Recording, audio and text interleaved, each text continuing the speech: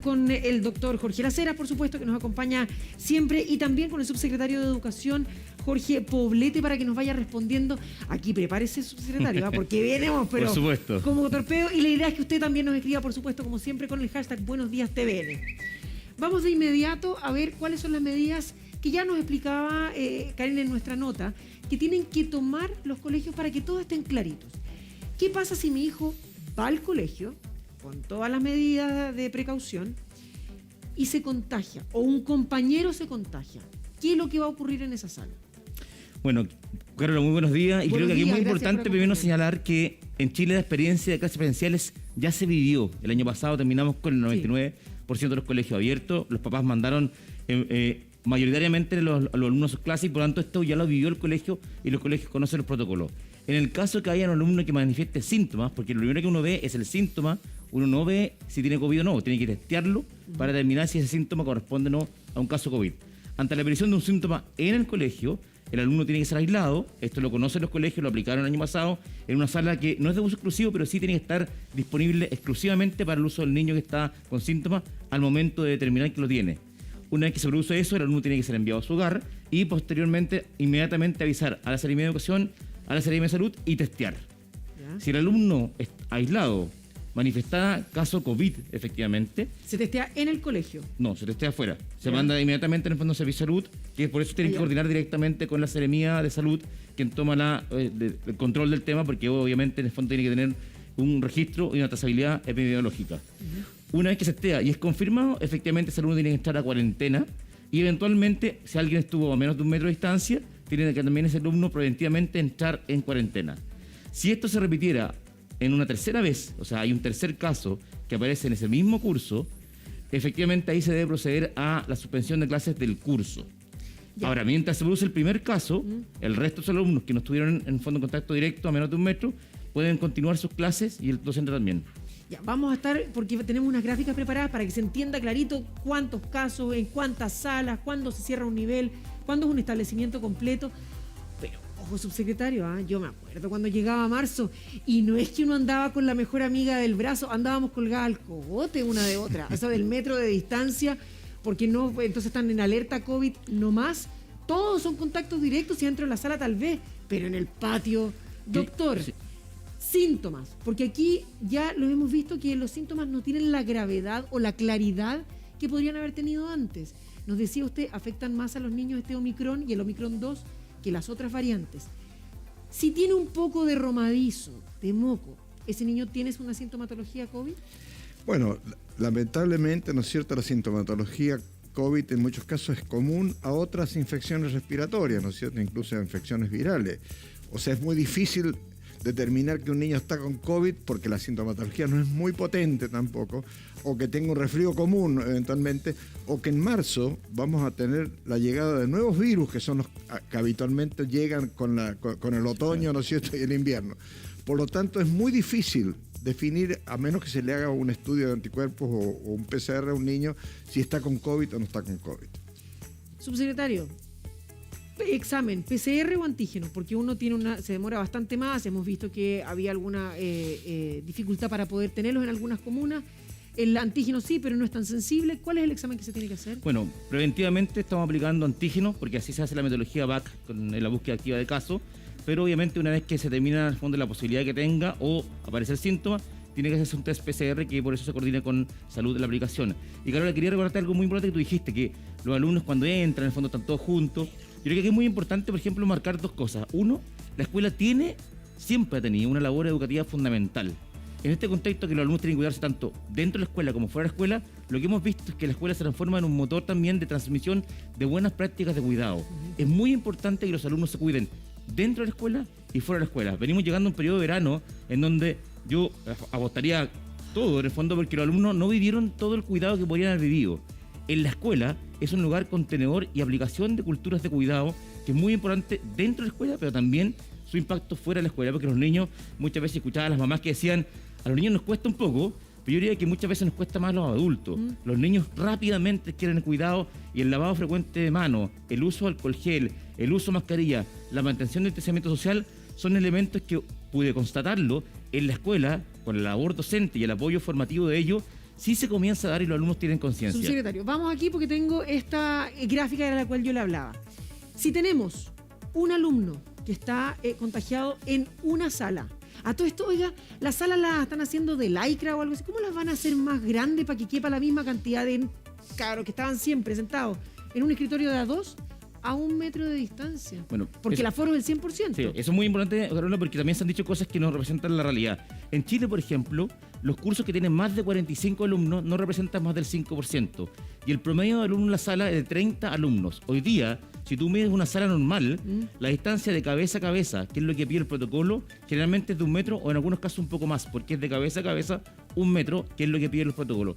Eso se da en la mayoría de las salas de clase en Chile, y a eso se agrega la ventilación cruzada, que es mantener puertas y ventanas abiertas, que es una medida que tampoco es distinta del resto del mundo. Si uno mira los países desarrollados, por ejemplo, como Alemania, mantuvieron exactamente las mismas medidas y también en un periodo de pandemia, con Omicron, ellos mantuvieron la presencialidad como algo fundamental.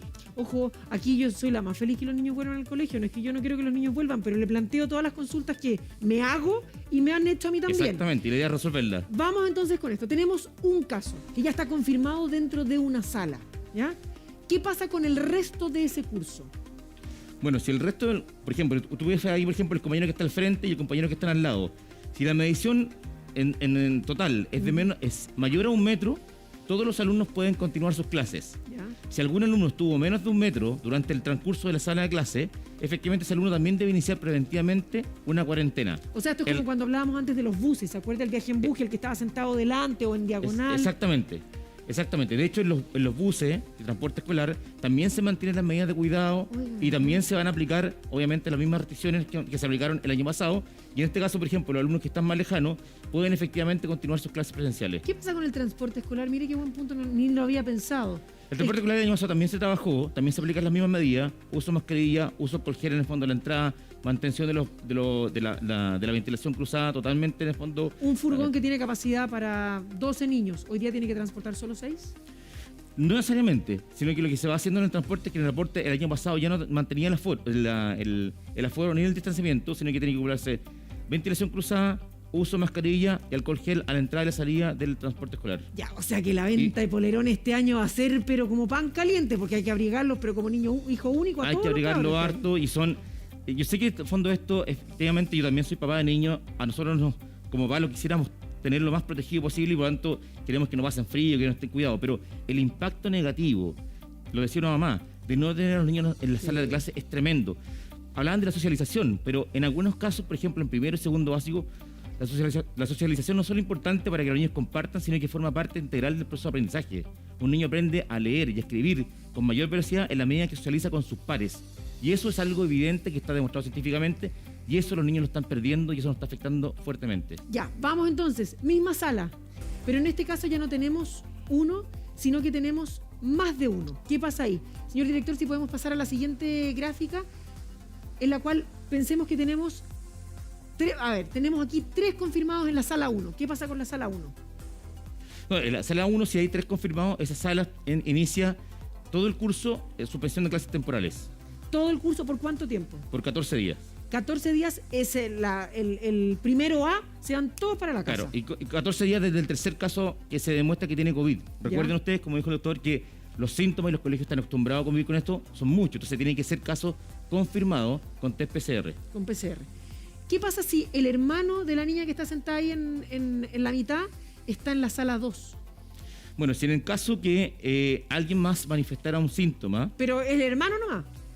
Por supuesto, puede ser el hermano en el fondo, pero si no tiene síntomas todavía no entra en un proceso. Si manifiesta síntomas, efectivamente, primero se aísla ese alumno. Si posteriormente ese alumno confirmado test PCR inicia su cuarentena. Y en el caso que se produzca un tercer caso en ese mismo curso, ese curso también entra a cuarentena preventiva. Perfecto. Doctor, ¿cuál es la recomendación? Si Anita, que está en el primero A, está confirmada, 3 casos en su curso están confirmados, sean todos para la casa. Pepe, que es su hermano mellizo, está en el primero B. ¿él debería quedarse en su casa? Sí, me imagino que sí. O sea, la ¿Se tiene que posibilidad... aislar la familia completa, la Claro. mamá, el papá, Sí, la abuela, todos? Absolutamente. Yo creo que acá hay que tener en claro una cosa. Para mí el problema no son los niños desde el punto de vista de la infección, porque sabemos que la infección a los niños no los afecta mayormente. O sea, no es una enfermedad grave en ningún sentido. Pero los niños son fuentes de contagio. O sea, los niños van a llevar, estos niños confirmados van a llevar seguramente la infección a su casa. Y no se nos olvide que tenemos en Santiago, por ejemplo, más de 1 millón de personas que no están vacunadas. Entonces, las posibilidades de que un niño contagie a miembros de la familia es muy alta. Entonces, los niños pasan a ser un medio transmisor muy importante. Yo veo en eso lo más grave, porque ahí sí, si los padres no están vacunados y se contagian, ahí sí la enfermedad se transforma en un elemento grave. Oiga, los profesores, todo el personal Bueno. que trabaja en un colegio, si un colegio no se echa a andar solamente con el profe jefe y el curso completo. Sí. Subsecretario, si tenemos ya, para terminar esta gráfica, 3 salas que tienen la misma situación, con 3 personas ya confirmadas, con 3 niños confirmados, y que se tienen que ir para la casa, ¿qué ocurre? En ese caso, bueno, en todos los casos siempre tienen que el colegio informar a la Seremi de Educación y la Seremi de Salud. En caso que haya un tercer curso con la misma situación, la Seremi de Salud es la autoridad sanitaria, es la que toma la decisión respecto a si corresponde o no la suspensión de clases del colegio. ¿Ya? Porque es muy importante esto, porque tal como revisábamos recién, puede ser que los contagios no tengan que ver con una situación de brote en el colegio. Podría ser que paralelamente en el tercer curso un niño por una situación familiar se contagió en su casa y se informa en el colegio que ese niño no puede ir porque está contagiado. Aparece un segundo niño en el tercer curso que también se contagió fuera, y por tanto podría ser que en un colegio se produzcan 3 cursos con 3 contagios cada uno, pero que uno de ellos o varios de ellos no fueron contagio interno. Ya. Esa evaluación la realiza la Seremi. Por tanto, a la aparición del tercer caso, es la Seremi de Salud la que determina si corresponde o no la suspensión de clase. Ahora, es muy importante para dar contexto decir algo. Esta situación de brote, el año pasado, como tuvieron clases presenciales, se produjo en no más del 1% mensual de los colegios. Entonces, cuando uno habla de riesgo, creo que es importante también colocar claridad respecto a los datos reales, porque los brotes en los colegios fueron muy, muy bajos. Oiga, mire qué buena la pregunta que nos manda Daniel Urún. Era justo de verdad, Daniel, conectados estamos ahí porque era lo que le iba a preguntar. Ojo, ¿qué pasa con los profesores? El doctor nos decía recién, si en un curso se confirman 3 casos de COVID, ¿también deben aislar al profesor o los profesores que tuvieron contacto? No me responda, doctor. Pausa, volvemos de inmediato Obvio. para que tenga tiempo de poder seguir escribiendo.